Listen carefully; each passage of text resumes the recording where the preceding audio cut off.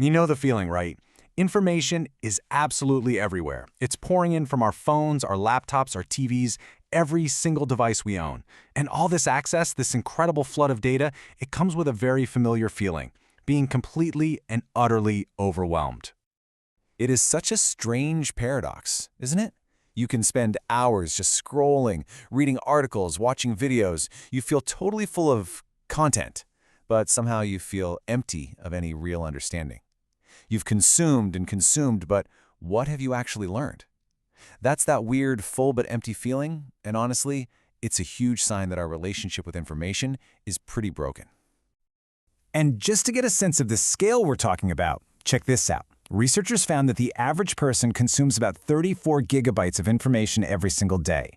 To put that in perspective, that's like having someone drop 174 newspapers on your doorstep every morning, daily. I mean, it's no wonder we feel like we're drowning. And look, this isn't just about getting lost on social media or in the news cycle. The problem is so huge that even in super specialized fields like science, researchers themselves are struggling to keep up. This quote just goes to show you, it's a systemic challenge. Information overload hits everyone, from students just starting out to the top experts in their fields. So let's just call this problem what it is, an unstoppable flood. We can't just turn off the tap. This constant stream of data is our new normal. So the real question becomes, how do we navigate it without getting totally swept away? Well, one of the first consequences of this flood is something called analysis paralysis. You've probably felt this. It's when you're faced with so much information, so many options, that your brain just gets stuck. You become so overwhelmed trying to process everything to make the perfect decision that you end up doing nothing at all. And that feeling of being stuck, that's just the beginning. This constant deluge has real hidden costs. It agitates our minds, it literally rewires our habits, and it takes a huge psychological toll that we often don't even notice until we are completely burned out. And these psychological traps we fall into are often there by design, meant to keep us hooked. You've got FoMO, the fear of missing out, that nagging feeling that if you log off for even a second, you'll miss something crucial. Then there's the filter bubble, where algorithms just keep feeding us more of what they think we want to see, isolating us from different viewpoints. And of course, there's cognitive overload. Our brains only have so much attention to give, and every single ping, notification, and task switch just drains that precious resource. And you know, there's a real science to this addiction. These platforms are designed to tap directly into our brain's reward system. Every like, every share gives you a tiny little hit of dopamine. It feels good. And that creates this powerful feedback loop that just conditions us to keep scrolling, often long after we've stopped getting any real value from it.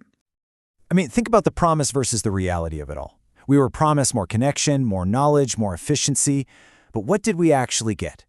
For a lot of us, it's compulsive scrolling, information overload, and constant distraction. The very tools that were supposed to serve us are now, in so many ways, the things that manage us. And all of this leads right back to that signature emotion of the information age, that weird full but empty feeling. We're consuming more than ever, but we're not nourished. We're incredibly busy, but we're not productive. We're connected, but not always in a meaningful way. It's the illusion of knowledge, without any of the substance of true understanding. Okay, so that's the problem. It's big, it's systemic, and frankly, it's exhausting. But what if there was a way out? What if, instead of trying to stop the flood, you could build a personal lifeboat to navigate it safely and actually get where you want to go?